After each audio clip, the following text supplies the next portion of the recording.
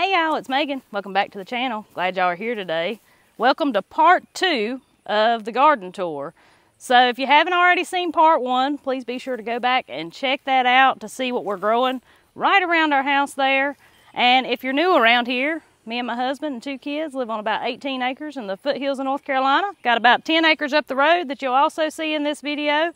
And we grow about 80% of our own food, including all of our own vegetables and all of our own meat. And we're going to show you what that looks like today on the second half. All right, so we're going to start just where we left off. As you can see, the raised beds are right behind us here. So we're just simply walking right down the hill from the raised beds. And to start with, this is the beginning of what we like to call our orchard here, or Apple Valley. Just this year, this tree was put in. This is a yellow delicious apple tree. We just put this in this year. We got some deal growing here around the foot of it. Then we also have a, was this a Kiefer pear? I can't remember. I think this was a Kiefer pear, which is 2 years old now. And it's loaded up with pears. We probably shouldn't have let it make pears this year. But, you know. We did. We did. I feel like in nature, they go ahead and grow fruit when they want to. So we let them do it too. Even though the tree itself wasn't quite strong enough to hold up. I mean, even our big trees are not strong enough to hold up all the fruit. So we just let it do its thing. Around it, the base of it, we've got comfrey planted, we've got deal planted, we've got more purple coneflower. As you can tell from the looks of the plants, this has not been watered. So this kind of stuff like this is definitely suffering from the drought that we're in right now. So as you walk on down the hill, I do want to point out that all of this is in our path that we travel every single day as we make our round doing our feeding. So first you come up on a peach tree, which has actually been here for at least 4 or 5 years, maybe longer than that. I think it's been longer than that. It may have been. We planted this one like not long after we got married. Oh, really? Yeah. Oh, wow. That's been a long time then. So during that time, though, we've only had peaches on it twice. This makes the second time it's ever had peaches. Because they normally get bit by frost, which this year they didn't. And so we're making peaches. They're small peach, which probably because there's so much fruit on the tree. And it may have something to do with the dry weather we're having too. But we've got all the boards all the limbs propped up with some boards here, just trying to save them. This one ended up breaking off anyways. We're hoping and praying that we actually get a peach harvest off of this thing. So far, it's looking pretty good. Then this peach right here is a different variety of peach, and you can see the peaches on it are a whole lot smaller. I just don't know that this one's going to I really don't either, because these peaches should be a little bit bigger than this by Yeah. now. I'm not sure what's going to come of these. Because look at some of them. Like, look at this one. I don't know. It just don't look... It almost looks kind of shriveled. Like it's shriveled up. You know what? The dry weather may have something to do with it. The tree itself could be stressing, and it's going to, start losing it, dropping its fruit. Mm-hmm. But I don't know. That tree don't look quite as healthy as that other tree, though. No. This one ain't as old, though, either. No, this one we actually had to move. Yeah, When we had all that bulldozing work done, this tree used to be planted down there, and he dug it up with the front end loader, and we replanted it right there. But out in amongst here, we have a plum tree that was just put in this spring. Then we also have a pear tree, which has been here for just as long as that other peach tree over there. This thing's gotten pretty massive, and it's loaded with pears. This is only the second time we ever got pears, too. Yep. And everybody's going to ask what type of pear tree this was, and I want to say it's a red Bartlett pear. I'm not 100% sure about that, but I think that's what it is. Then we have a variety of apple trees down through here. I can't even begin to tell you what all's in here. We haven't really got like a great apple harvest yet because they're all fairly young. I think here 3 years. 3 or 4, something like that. Yeah. And some of them have been replaced in years past, so they're not even that old. But I don't know if it's from the dry weather or what, but to me, they kind of look like they're struggling this year. So they were all loaded up with fruit. I mean, loaded heavy with fruit. But then this dry weather seems to have made a lot of them drop their fruit. But, and we utilize the bases somewhat. That's yarrow, Yeah, we moved our yarrow down here from up there in the front yard. We moved it down here because we were like, well, he can just take over down here. That's fine. Yeah.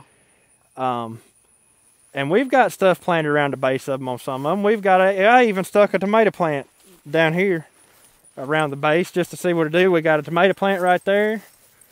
And then this one right here, I literally stuck this tomato plant in the ground.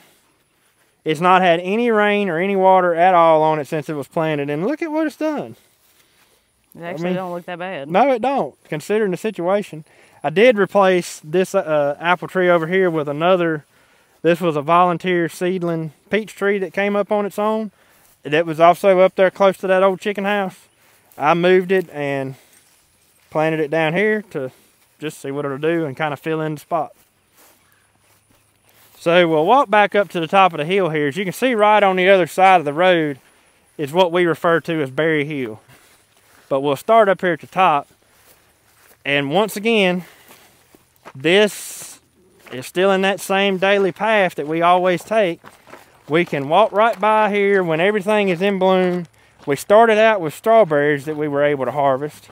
So as we're coming out to do our chores, we just simply have to bend down and we can pick some strawberries to eat for a snack. Now the blackberries are in full swing and the blueberries are starting to come in. So up at the very top, we've got blackberries. And I do want to point this out because I found this very interesting this year. So, you know, blackberries are typically a weed around here, which these are the thornless variety, so these ain't native to here. But the wild blackberries are weeds. So, never in my life have I ever seen it so dry that blackberries start dying. And that's the only thing that I can contribute this to. Because I've never seen blackberries really just die. But they're just dying. And the berries on this end, from about halfway over, have really suffered from this dry spell we're in right now. Now you get up here on this end and they're doing a whole lot better. And now this is right next to where our pigs stay. So if you're new here, our pigs have about 2 acres out on this mountainside, and this is their main little place where they come get water and come eat. But this is all just right beside of it. Yep.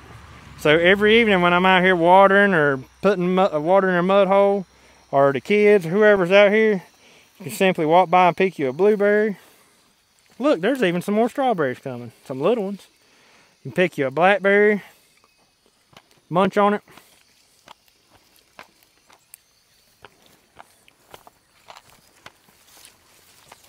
Then down in here, we have more blueberries. We have a blueberry up there that we just walked past. All of this green ground cover you see here is strawberries. So for those of y'all who say they're too thick to be making strawberries, you're right, they are. But we still do get little bitty strawberries off of them, and we were actually able to make some jam and everything out of that with them this year. But the dry weather is taking a toll on everything out here. Right out there is some raspberries, and y'all can see how the older growth is really dying back. Now the new growth coming out from the base looks fine, but the older growth is really struggling right now. And then here we have muscadines. These are the golden variety of muscadines. Scuppernogs. Yeah, or scuppernogs, whatever you want to call them. They're loaded. They are full. But I've noticed they've dropped a lot. Yeah, and that could be because of the dry weather too. So out in here, it's kind of got away from us this year. We weren't able, so the strawberry mulch layer that we were trying to create here, in a way, bit us this year because the strawberries themselves wasn't thick enough to cover the ground. However, they were so thick, we wasn't able to get in here and put down a really good mulch layer. And because of that, you can see we have a lot of weeds that's come up this year. So we're probably going to be addressing this probably over the winter this year once everything dies back down. We have been pulling weeds, but there's still a lot of weeds in here. But the worst part of it is the dry weather too, where we've been so focused on keeping our gardens watered, we really hadn't paid much attention to the blueberries. And the blueberries started to dry out. Well, since then we've been watering and everything looks to be okay. But we lost a good percentage of our blueberry harvest because they started drying off. And like I said, we caught it too late. We didn't realize it until it was too late. And I'll show you a good example of that, which this whole plant just about died. But it does still have some green growth on it, so I'm hoping it holds on. But the blueberries, where it turned dry like it did, just sort of shriveled up on the plant. And hard as a rock. So, needless to say, we learned a valuable lesson there. If we ever get into a situation like this again, we'll definitely be paying attention to these. They heard us talking. Yeah, I see. They've come to see what we're doing. But we're definitely going to be paying attention to these blueberries and keeping them watered. Because like I said, since then I have kept them watered, and I think we're able to save what other blueberries we have. These are still looking decent. This one has been here a few years, and we just about lost it. But you know what? I believe I saved them blueberries. Are they perking up now? They have perked up. Now that one didn't, but a lot of them did. Well, they sure have. They don't look all dried up. They don't no more. But we still have blueberries on that little bush back there.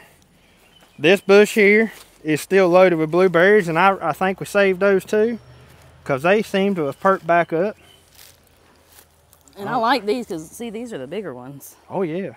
They're good ones. This one down here, we just about lost this bush. And I want to say, this bush right here is... That's the oldest one we've got. Yeah, and it's been here long enough that it ought to have a really good established root system. However, it's still just about dried up and died because we just wasn't paying attention to this part like we should have been, because we've been too concerned with the rest of our gardens to really focus on this one. And for the record, in case anybody's wondering, because I know in the past we've had comments saying, well, strawberries and blueberries can't go together, so on and so forth. These blueberries have thrived here. They have until this year. They have absolutely thrived here with the strawberries, with the blackberries. They have all thrived until we hit this dry weather. But I'll tell you what we've done on this hill, in case you're new around here.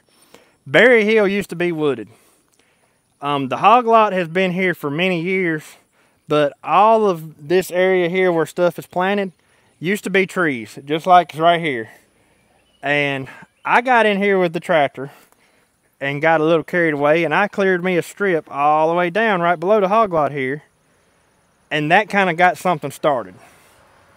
Well, eventually, a few years later, we had the whole hillside that's right up here cleared off, that's in this pasture, what used to be goat pasture. We had that cleared of the trees because they were just old scraggly junky trees. They wasn't like they were ever going to amount to anything of any use. So we had all that cleared off, got that sowed in grass, and at the same time the guy that was doing the clearing for us cleared off this little triangle here, and we sowed it in grass. We had a really nice stand of grass on it, and we decided, you know what, let's turn the pigs in on that grass, because at that time the 2 acres back here wasn't fenced in, and so we just had pigs in the little bitty lot. Well, we turned the pigs in on this. We put the electric netting around it and turned the pigs in, and them pigs went to town on that grass. Like, they were decimating it.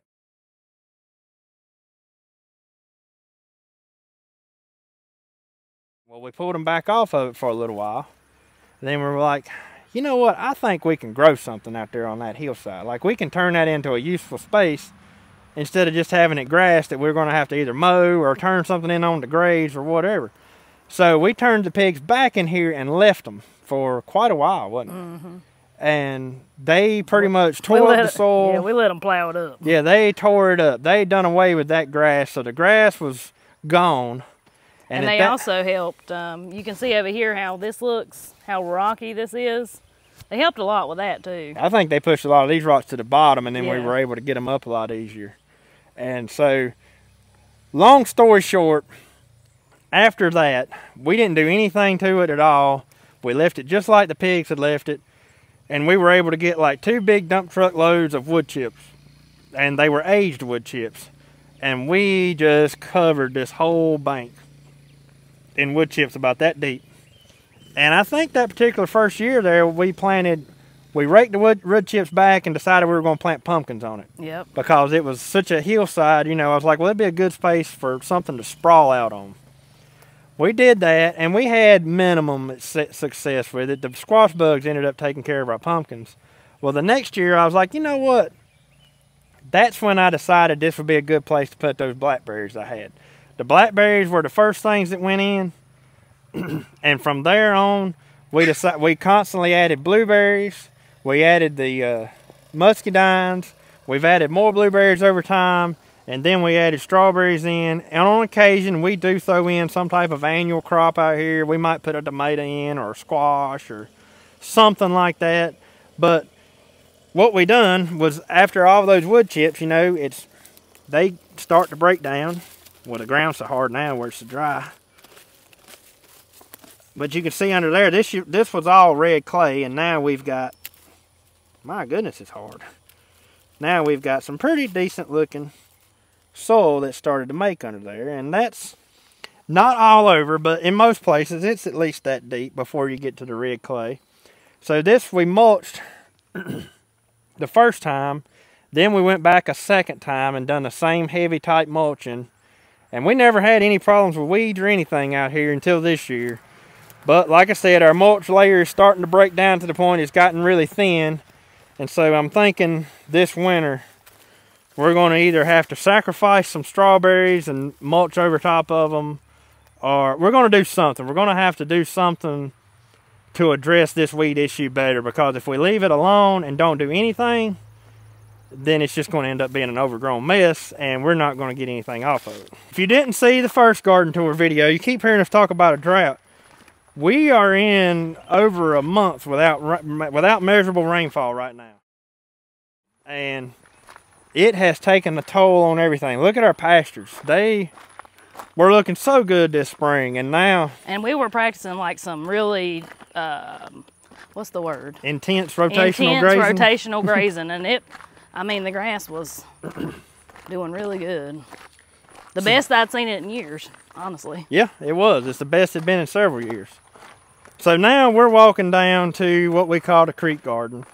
We've kind of got in the habit of every day, late in the evening, we make a stroll down here and just walk around everything, check everything out, you know, and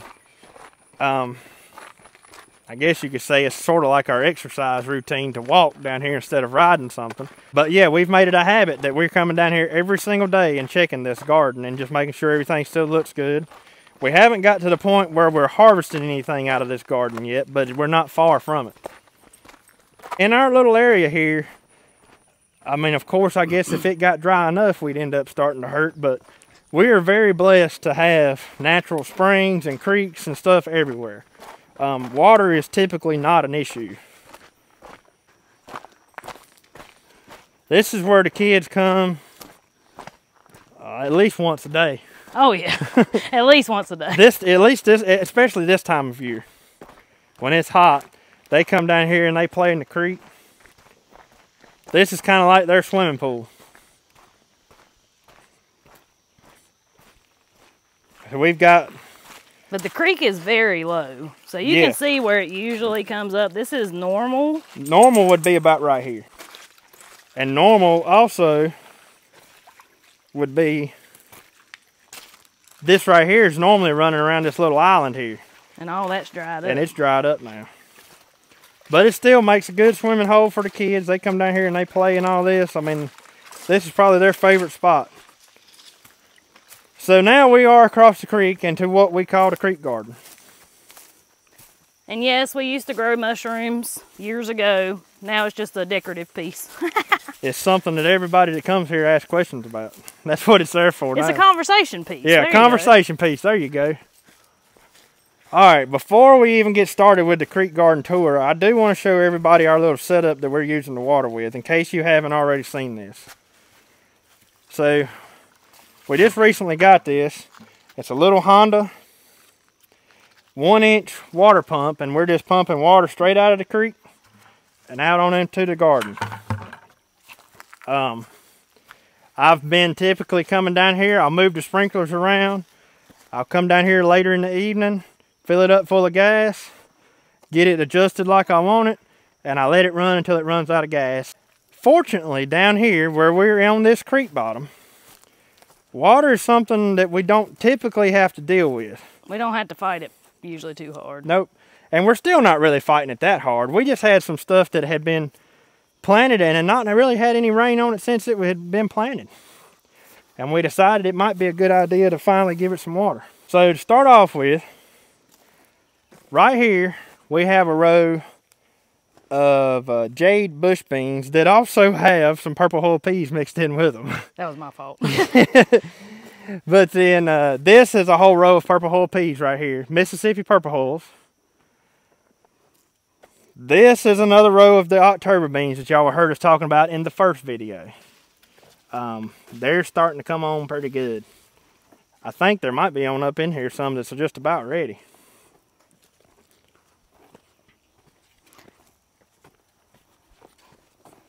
They're getting there. You see one ready yet? No, they ain't ready yet. They're still green, but what they'll do is that where it's green at will turn more white, and that's how you know when they're ready. So next over, we have a row of Dixie Lee Crowder peas. These were planted roughly a month ago. They were planted right after the last rain we had.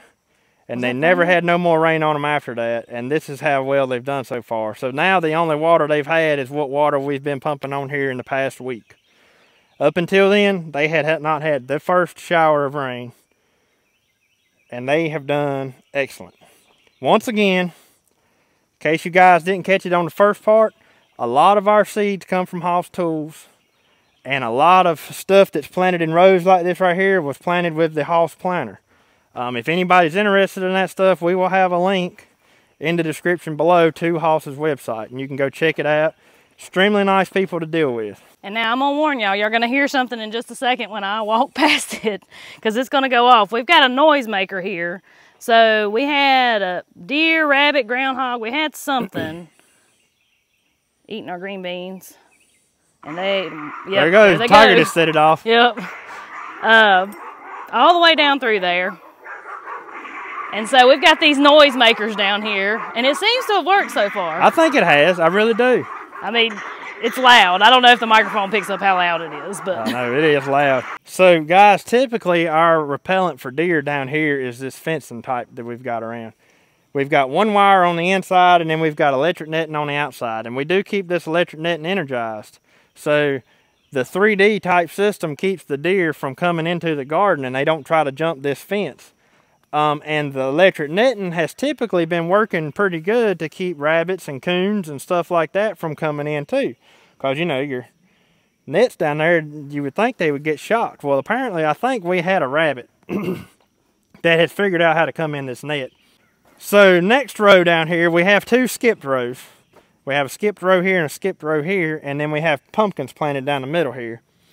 And there's a few empty spots of pumpkins that didn't come up. So I was actually down here last night and had some watermelon seeds. I stuck them in. We'll see what they do. But we actually plan to take Tiger set that one off. She run too. We plan to take pretty good care of these pumpkins this year. We've not had great luck with pumpkins in the past. And so now at this point, we're kind of aware with what all we probably will have to face. And so we're, I don't want to say prepared for it, but we're willing at this point to go ahead and we're going to try our best to devote some time to this to keep the insects off of them, keep them fertilized like they're supposed to, and actually have us a couple of jack-o'-lanterns we can carve this fall that we grew on our own instead of having to go buy some. There's all different types of pumpkins down through there too. Like we've got the giant pumpkins, we've got regular jack-o'-lantern pumpkins, we've got eating pumpkins, we've got everything. So the next three rows over is just now starting to bust the ground. We have our second crop of sweet corn. Right there's one coming through. Right there's one coming through. There's one, there's one. But all three rows are just now starting to bust the ground. You can go back in a past video too and you'll see us planting this. We do have a lot of grass that's really come in here where we've started watering. So as soon as all of the corn is up, we're going to have to get in here and really start working and get this cleaned back out, because if not, this grass takes over in a hurry. Oh yeah, especially down here, it's awful. Before you know it, you've got a green mat across there and you didn't, I mean, it happens overnight, it seems like. So here we do have another empty space. I think we are going to put one more row in and plant something across here. I'm not sure what that's going to be yet, but other than that, that's about all that's going to get added to this garden. So here we have purple sweet potatoes down there. So from this stick, From this stick right here down that way is all purple sweet potatoes. And from this stick that way is the red Beauregard sweet potatoes. And whatever little rabbit or whatever it was that was getting in here nibbled off these 3 plants right here, but they're coming back out. But yeah, he ate those too. And then this over here is our, I can almost say, failed attempt at popcorn this year. I think we might actually get some, but we're not going to get near what we were supposed to. No. So if you've missed out and you're new here, we had a terrible problem with crows back in the spring when we planted this whole garden, and everything down here got decimated by crows. They dug it all up, and we had to replant everything. Well, we replanted some of the popcorn, and it never did come up. So what's left is the popcorn that they didn't eat.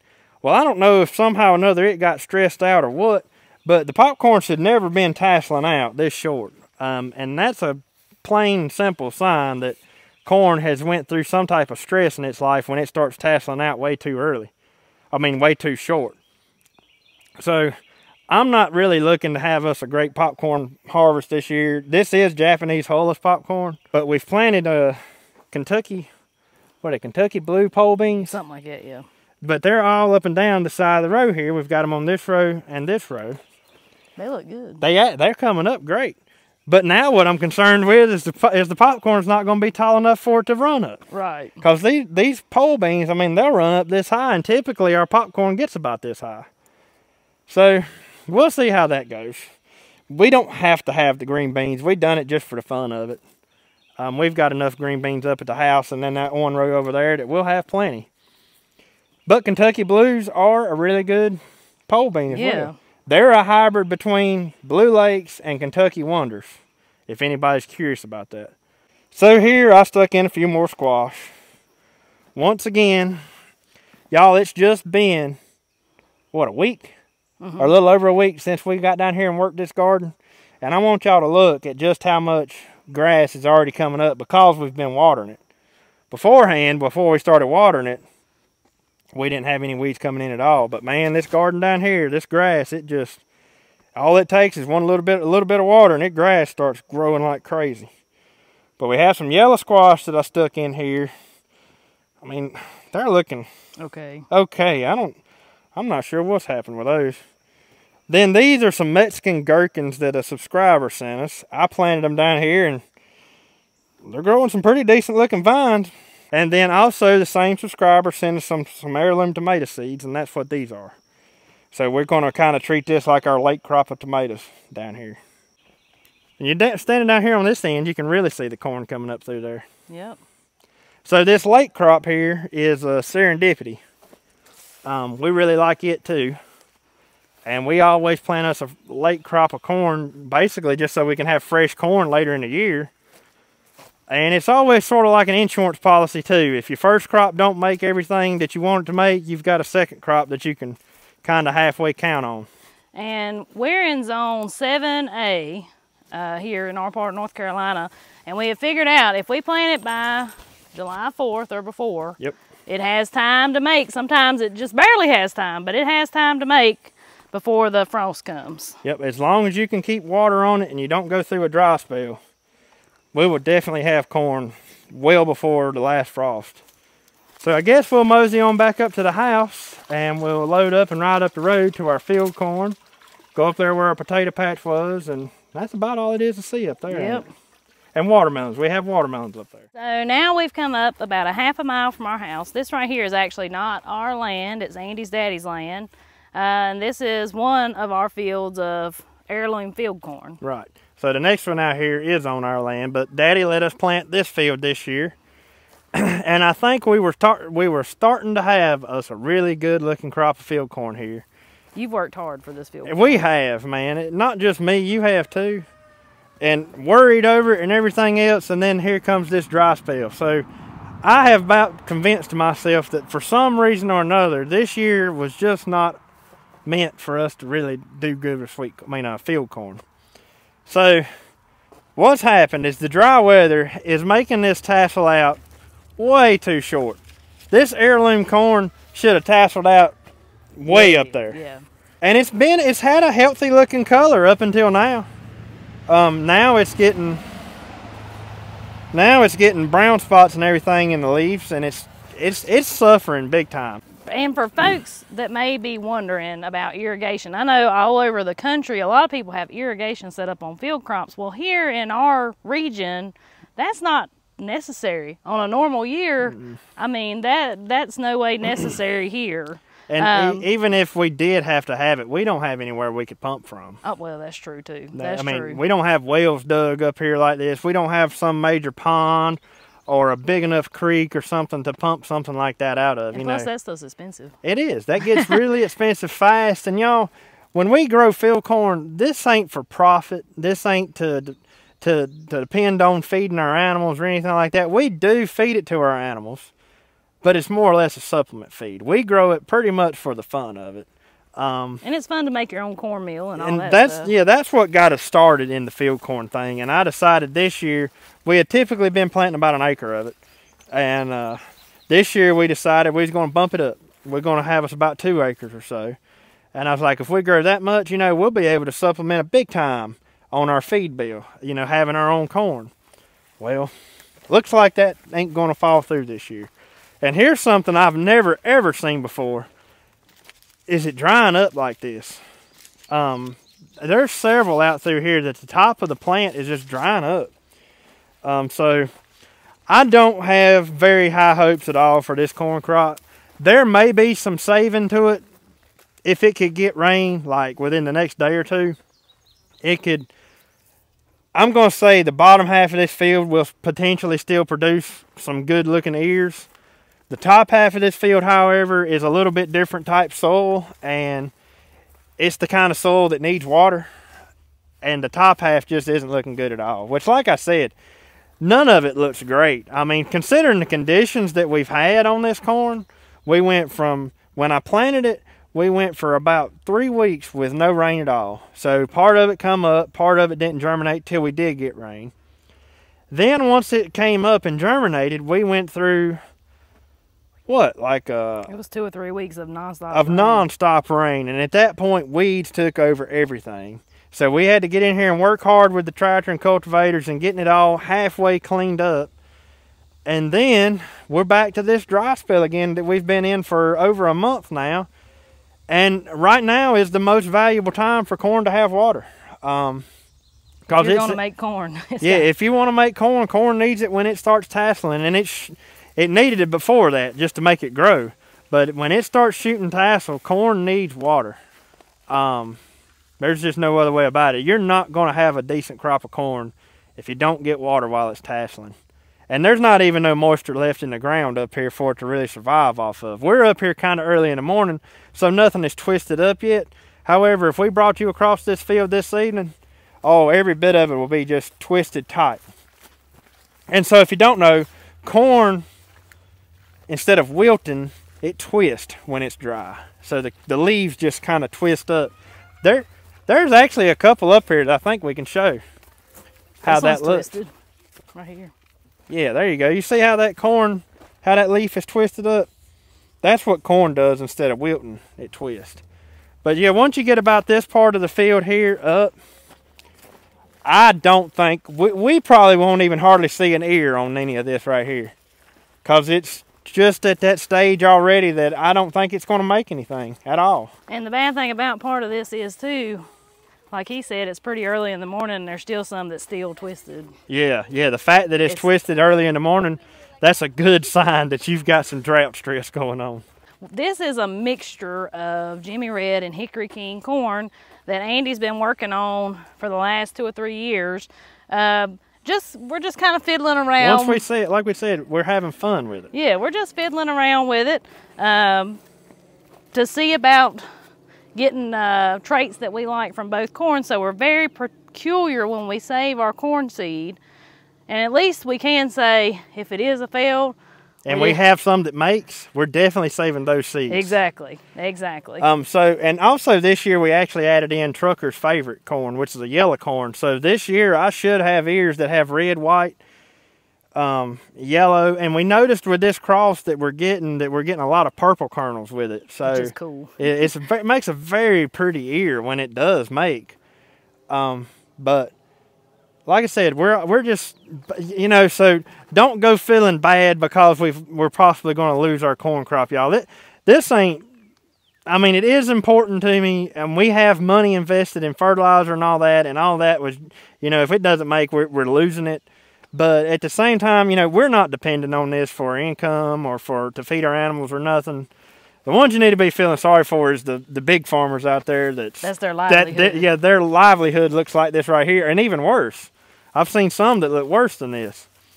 So we'll take a stroll on up the road here and look at our next cornfield, which actually looks a tad bit better than this one. So now this is just a little piece on up the road, and this is our other cornfield.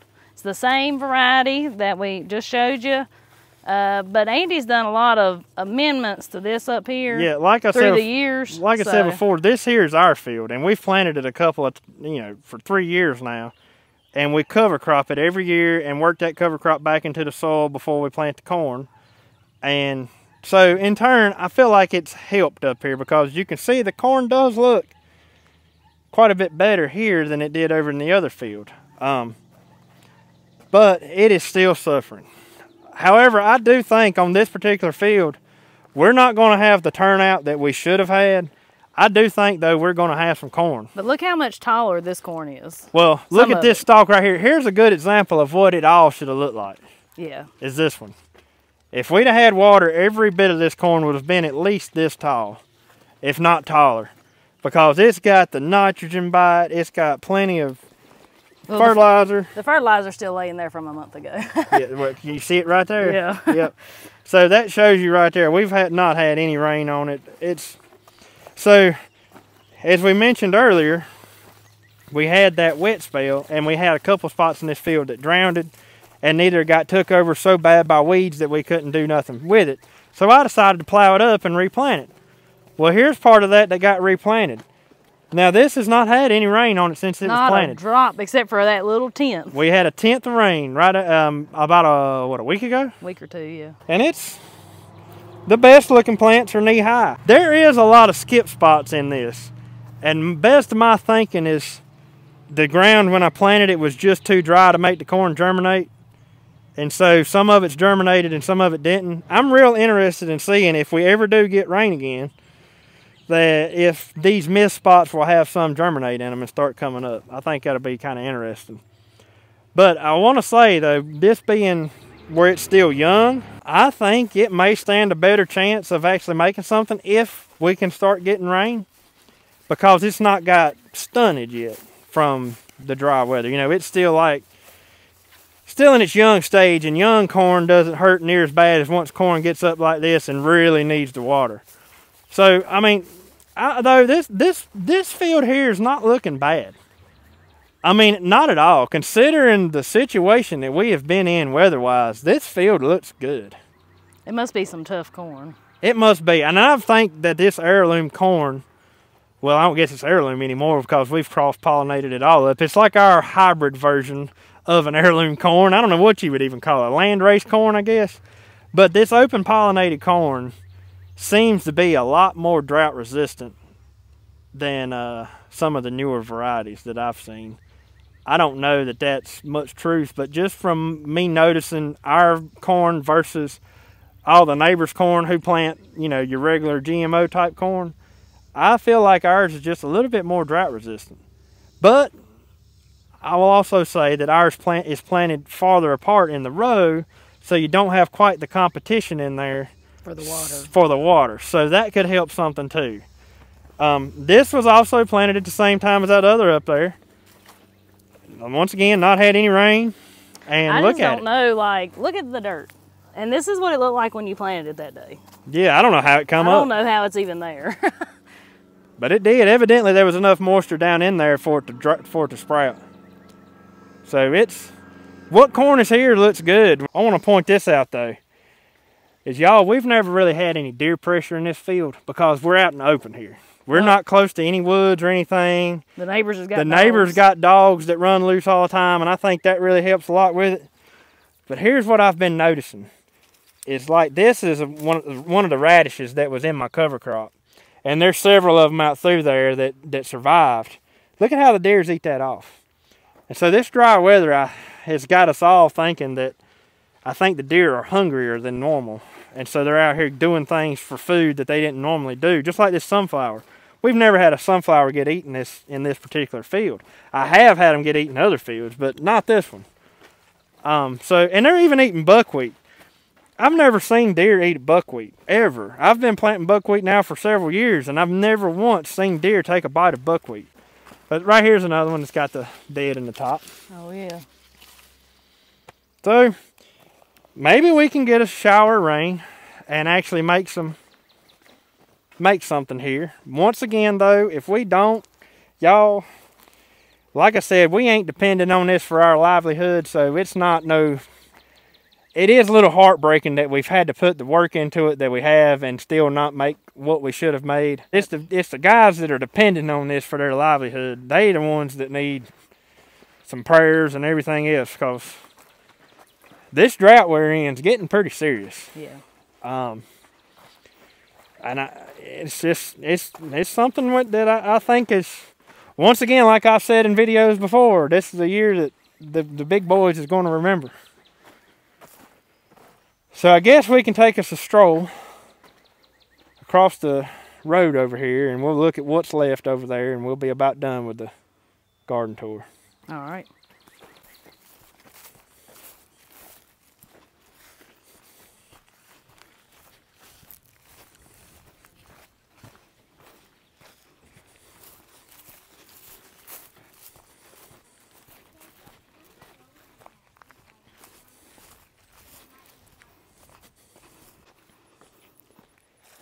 So one more little quick part of the field here before we go across the road is this little strip right here. I always plant in sunflowers or some type of flower because we're right on the side of the road.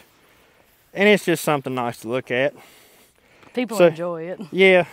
So this year I planted buckwheat, sunflowers, and zinnias on this.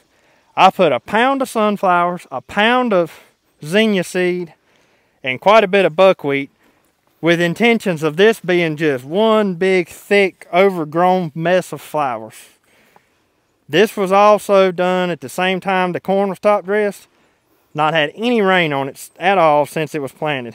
And somehow or another, some of these seeds have come up. Quite a bit of them. Now, if everything I planted had to come up, there would be absolutely no dirt showing through. Deers eat that one. Yeah, I've noticed they've eat a lot of the sunflowers in this. And that, like, once again, they don't typically mess with this field. They do mess with stuff across the road, but this particular field here, they don't never really mess with, but they are now. It's making me wonder what corn we do make, are the deer's going to eat it this year.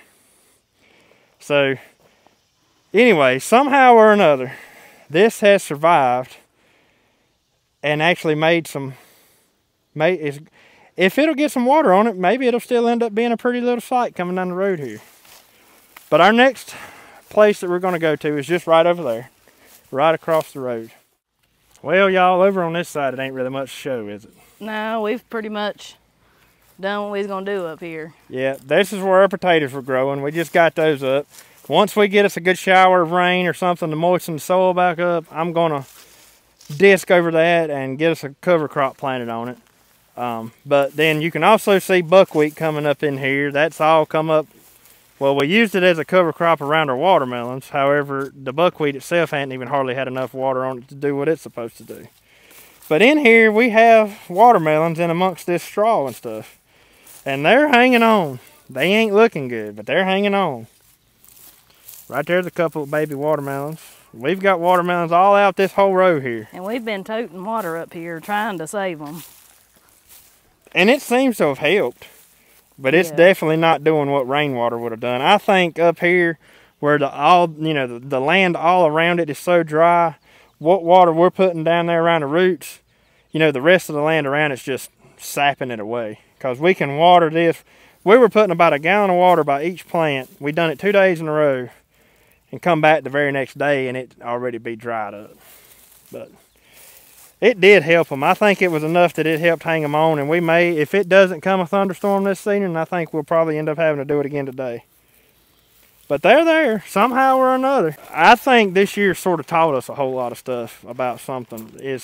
like we said in the beginning of the first video that we put out on the garden tours here, having all this stuff localized around your house, or at least within a decent distance of your house, is so important because of stuff like this. Because up here we have no good way of watering. If we had watermelons planted at our house, we could have took care of them and watered them up there. Once again though, typically this ain't a problem for us, but it does make us realize that this is issues that we have to deal with. And you know, we can't predict the weather. Who knows, we could have had a wet year just as good as we had a dry year, and it started out looking like we were probably going to have a wet year. It's definitely made us realize, I think we're going to put more effort into growing stuff right around our house and leaving stuff up here just for the field crops, such as our sorghum and our field corn. I don't think we're going to try to do much more like gardening up here in the years to come. Lesson learned. But here is the sorghum patch. And boy, we got us a pretty stand of it, ain't we? Y'all, the sorghum has had no rain since it was planted, and it was dust bowl when we planted it. And there's nothing here. Well, we had to get it in the ground because it had to have time to make, and we just... So, check this out though. We do have sorghum coming up right here from last year's seed heads. I hadn't seen this. That's what you remember when I told you I come up here and dissed all this under, that there was sorghum coming up everywhere from last year's plants. Look, it must have still, you know, I must have not killed it all, and some of it survived. Well, so just let it be. There's your sorghum crop this year.